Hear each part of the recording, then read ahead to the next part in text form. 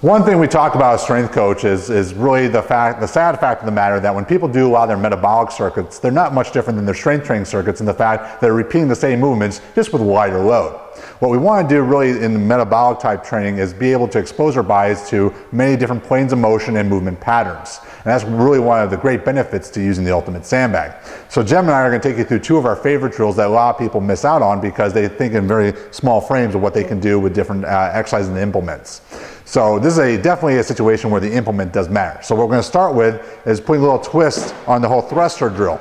So what Jem's going to do is he's going to do a rotational lunge, clean it to his fist, drop, press, come back. So now what we're doing is we're adding a unilateral and rotational component to the standard thruster that a lot of people like to implement to their programs.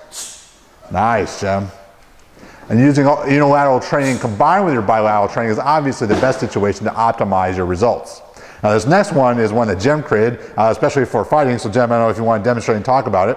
Well, let's show one and then we talk about it. Okay, so what he's doing, he's taking our headlock position. He's going to come across the body. He stops the load and goes into a lunge. Nice.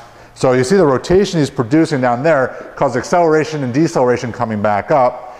Stops it, goes right into a unilateral drill, which is most unstable, right? True, and I love it because I have a good isometric hold right here. Same difference between throwing a punch.